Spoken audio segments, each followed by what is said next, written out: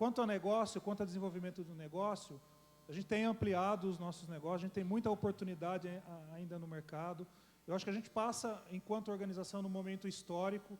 Eu costumo sempre dizer que esse momento do Grupo Schincariol é um momento que vai ficar muito marcado, porque é um momento de um país que está acelerado, está com o metabolismo acelerado, a gente tem vários eventos, o Brasil é a bola da vez, no sentido positivo, e também a possibilidade de ampliação nos mercados internacionais. A Schincariol inicia um trabalho importante já nos Estados Unidos e na Argentina, então passa de ser efetivamente uma empresa só brasileira por uma empresa internacional. Então, a gente está no momento de construção, no momento de discussão, para efetivamente a gente poder estar preparado nos próximos 4, 5 anos e estar muito mais fortalecido do que estamos hoje. Bom, vou falar em duas dimensões. Uma que diz respeito ao BNDES. Efetivamente, eu diria, conforme a apresentação, a gente tem procurado cada vez mais melhorar os nossos modelos de governança, a partir do planejamento estratégico, modelo de gestão corporativa e coisa dessa ordem, para realmente estar acompanhando e estar, digamos assim, up-to-date com as necessidades organizacionais e estruturais de um banco da nossa dimensão. Agora, eu acho que também tem um papel muito importante que a gente exerce, sob o ponto de vista de financiador, entendeu? Porque aí o que nós fazemos, e ele como nosso cliente aqui sabe muito bem disso, é o seguinte: o banco hoje, cada vez mais, ele, para conceder financiamentos, ele cobra fortemente vários, digamos, elementos voltados à primeira sustentabilidade do conceito geral, ou seja, se a empresa tem modelo de governança adequado, modelo de gestão, planejamento estratégico condizente, sustentabilidade, inovação, todos esses temas não só passam, como são vistos hoje com muito cuidado e de forma muito criteriosa em todos os nossos processos de análise, além das questões econômico-financeiras e capacidades de pagamento, coisa dessa ordem. Então, eu acho que isso acaba contribuindo muito efetivamente para a qualidade da empresa brasileira. Não quer dizer que de vez em quando a gente não erra em alguma coisa, sim, mas a gente acaba minimizando, e eu acho que isso contribui muito efetivamente para, digamos assim, a melhoria de gestão e sobrevivência. Por exemplo, você tem uma ideia, quando nós entramos na parte de apoio de capital, de mercado de capitais, ou com acionistas, nós exigimos que a empresa abra seu capital no novo mercado e tenha implemente todas as práticas de governança corporativas exigidas pelos próprios mercados e tudo mais. No que se refere a gente, acho que são 2 pontos. Um, a parte de retenção, que eu comentei com você, tá? Só para você ter uma noção, a gente, há 5 anos atrás, a gente tinha 6 diretores, hoje a gente tem 35, a gente tinha 30 gerentes, hoje nós temos 170, nós tínhamos 70 coordenadores, temos quase 400, tá? Então, o primeiro grande salto lá atrás, a gente já fez, lógico que a gente teve acertos, mas tivemos erros também, né? Eu estava até... Caiu aqui do Júlio, aqui, eu estava lendo a frase aqui do professor Martins, aqui, eu achei ótimo. Para de chorar, haja, erre, só não erre de novo, né? Só não me devolve meu cartãozinho, aí você vai querer o resto, eu não quero. Mas a gente errou, a gente tem que aprender em alguns pontos, temos que preparar. A preocupação no primeiro momento é que essas pessoas todas foram alçadas a uma primeira vez como diretores, a uma primeira vez como gerentes. Agora a gente tem que preocupar com a sucessão dessas pessoas, em todos os níveis. Tá? A gente tem que... É uma empresa de 55 anos que a gente espera que fique outros 55. Então, na parte de gente, acho que tem esse ponto. Na parte de gestão, acho que a gente foi feliz em não deixar de fazer algumas coisas que a gente teria todas as desculpas do mundo, né, de falar não fazer agora por estar crescendo muito. Então, a gente implantou SAP, a gente tinha toda desculpa para falar, pô, é difícil implantar SAP. Governança corporativa, estamos em novo mercado, estamos em Nova York, temos Sabenes Oxford, estamos implantando agora o processo de CSC, de um centro de serviço compartilhado. Então, mesmo crescendo 70% a 80%, a gente não deixou de fazer, de implantar mecanismos para a sua gestão ser cada vez melhor no futuro, justamente para a gente não ser pego de crescer demais e, daqui a pouco, você deixar de fazer uma boa gestão. Então, acho que você... Independente de crescer, você tem que continuar. Tem coisas que você não pode deixar de fazer. independente do seu crescimento. Interessante que há alguns anos a gente falava assim, para crescer falta o quê? Mercado, né? Não, tem que parar essa crise, essa inflação.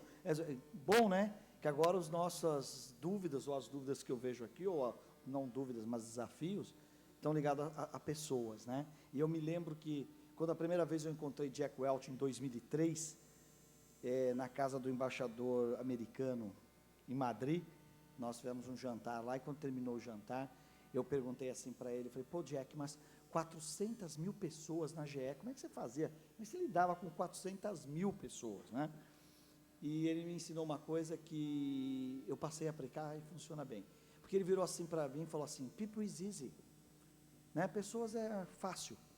E eu fui educado, com todo mundo me dizendo que a parte mais difícil dos negócios são as pessoas, né? Todo mundo fala, pessoas é soda, né? Todo mundo falava isso. E aí vem um cara e fala assim, não, pessoa é fácil. Eu falei para ele, mas how come? Como é que pode? E ele me deu uma lição bárbara, ele me disse assim, que eu compartilho agora com vocês. Pessoas é fácil, tudo que a gente tem que fazer é desafiá-las, remunerá-las e celebrá-las. E é impressionante como essa regrinha é simples, mas funciona. Quando você desafia, o cara entrega. Quando ele entrega, remunera. Mas não esquece de celebrar. Porque quando você celebra, é que você retém. Quando que você celebra, é que você rega a plantinha ou a sementinha da marca da gente no coração daquele colaborador. E se é importante encontrar os talentos, o que dizer de reter aqueles que nós já comprovadamente sabemos que é um talento. Eu sou Maurício Hartmann, da Embraer. Eu acho que, como foi bem colocado, hoje nós estamos vivendo uma evolução na teoria econômica, né? E a gente observa assim, crescimentos sensacionais, monstruosos das 3 empresas.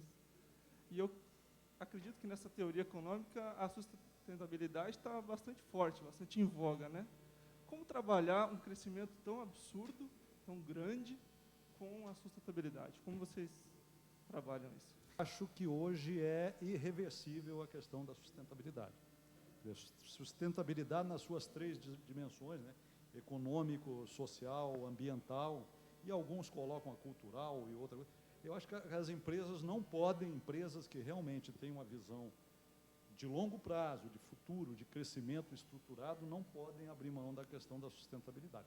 Aí eu acho que cada um vai ter que ter o seu projeto específico, porque o risco realmente é nessa velocidade. Como é um tema que, eu diria assim, não é verdadeiro, mas aparentemente não dá retorno de imediato, então acaba sendo deixado um pouco de lado. Agora, isso não é verdadeiro, porque cada vez mais isso vai ser um fator de competitividade. Haja visto que a questão de, quer dizer, na Europa, por exemplo, sustentabilidade não é uma questão voluntária mais. É Obrigatória. Obrigatória, nos Estados Unidos e em muitos lugares. E no Brasil ainda não é, mas se você pegar uma série de exportadores ou fornecedores até para indústrias internas, esses temas já começam a ser cobrados fortemente. Exportação hoje e cada vez mais vai ser usado como barreira não tarifária, sem dúvida nenhuma. Nosso negócio, a gente estava agora ali atrás, e o responsável da Gafisa está ali atrás, Luiz Fernando. Um dos prédios, que é inclusive onde a gente fica, o Eldorado, Business Tower, ali no Shopping Eldorado, é um dos 3, 4 prédios, né, Luiz, mais modernos em termos de sustentabilidade nas Américas, né? Eu encontrei com um palestrante semana passada no Recife, né, que falou no Recife, e ele falou o seguinte: poxa, olha só, vocês estão de parabéns. Eu fui para os Estados Unidos agora fazer visitas de benchmark para ver essa questão de prédios sustentáveis, né, que economizam energia, né, toda essa questão, e tive uma baita surpresa. O melhor prédio que eu vi foi o de vocês aqui em São Paulo, que me dá um baita orgulho de saber que uma empresa nacional, né, tem um prédio desse nível, que é o nosso Eldorado. Então, ele é uma questão, sim, na pauta, né, talvez complementando o colega aqui, no primeiro momento parece que é um gasto, né, mas você consegue até um retorno adicional, né, se você olhar as empresas que estão no nosso prédio, a GE, a Gerdau, algumas dessas empresas foram para lá justamente por saberem que queriam usar a bandeira de estarem presentes num prédio sustentável. Alphaville, que é uma empresa, uma das nossas marcas de desenvolvimento urbano, também tem uma baita dessa preocupação. Tá? Então, realmente, você já está na nossa agenda no dia a dia. Eu acho que traz aí, a questão que foi trazida, eu concordo plenamente, e olhando quanto o negócio também, a nossa principal matéria-prima é a água, né, do nosso produto.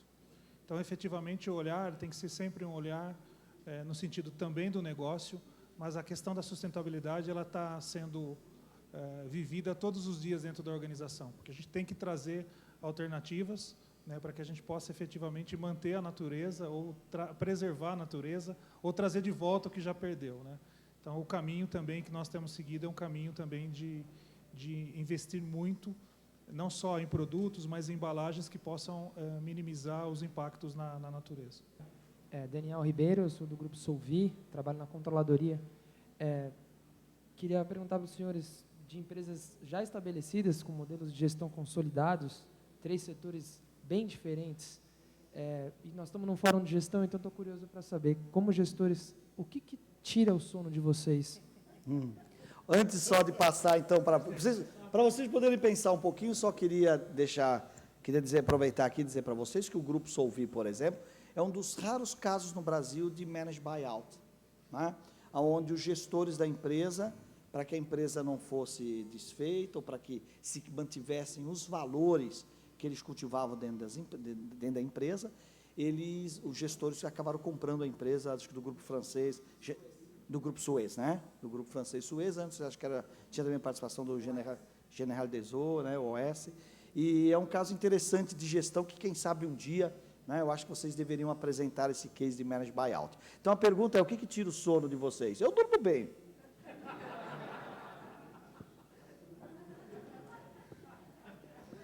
Essa questão de tirar o sono, eu estava vindo para São Paulo um dia desses e estava ultrapassando um caminhão e tinha uma frase lá: antes eu dormia, antes eu sonhava, hoje eu nem durmo. Né? Então, eu acho que assim, o maior desafio hoje que eu enfrento enquanto executivo da área de recursos humanos é o desenvolvimento e o engajamento das pessoas, a causa da organização. Né?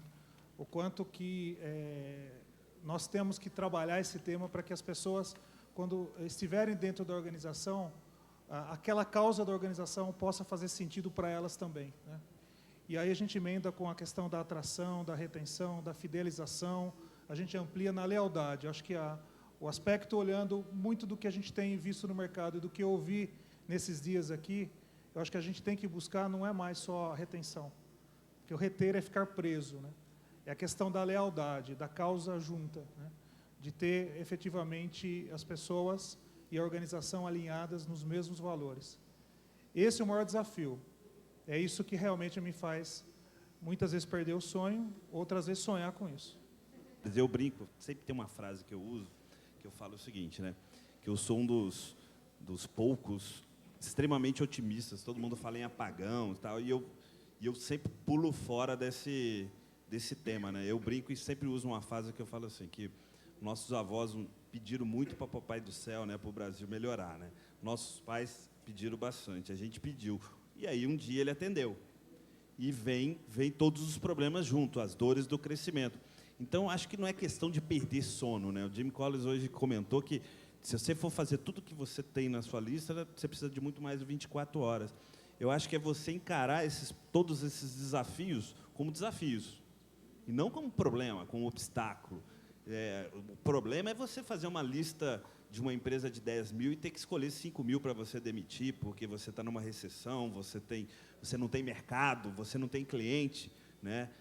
No nosso caso, e eu acho que de todo mundo, a construção civil acaba puxando muita gente junto, né? É você ver que você está participando de um sonho, né? Que você tem uma nova classe econômica no Brasil crescendo, onde o cara está com a possibilidade de mudar de patamar, né? Ele lá no primeiro momento tinha um sonho de adquirir um telefone, um liquidificador, o carro, agora ele está adquirindo a casa dele. Eu acho que isso é um baita de um desafio, uma coisa. Eu acho que nunca no Brasil a gente brinca, né? Eu ouvi uma frase esses dias que o cara falou o seguinte, se não me engano, foi alguém de investidor que falou assim: há 20 anos atrás, você conversava com um investidor, você tinha que provar para o cara que o Brasil não era tão ruim. E ele não acreditava. Hoje, você fala para ele que não é tão bom E ele não e ele não acredita. Então, inverteu completamente, né? Nós estamos vivendo um momento maravilhoso. Então, hoje, eu fico impressionado. Eu recebo, no nosso setor, tá? Todo dia, todo mês, algum americano, algum europeu, em real estate, querendo saber como que é o Brasil, querendo vir para o Brasil, querendo trabalhar no Brasil, né? A gente está estudando, né? Eu abri uma janelinha aí para dar uma estudada em a possibilidade de trazer engenheiros de fora. Fui levantar a mão e agora está um baita de um problema. Já é português querendo vir, é latino-americano. O Brasil virou a bola da vez. Então, eu acho que é encarar de uma maneira positiva. Eu particularmente, não perco o sono por causa disso. Tá?